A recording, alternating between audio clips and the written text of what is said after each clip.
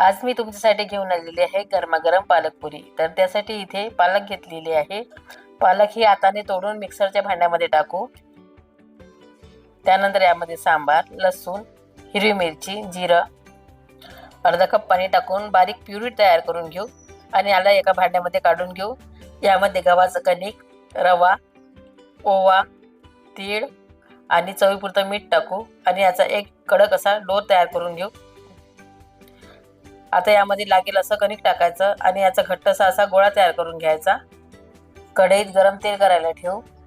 तेल गरम झाल्यानंतर इकडे पुरी लाटायला घेऊ। पुरी लाटत असताना पाटावरती थोडं तेल लावायचं, त्यामुळे पुरी ही पाटाला चिटकणार नाही। पुरी ही लाटून तयार आहे। आता या गरम तेलामध्ये याला छान असं दोन्ही बाजूनी तळून घेऊ। पुरी ही तळून तयार आहे। आता याला काढून घेऊ।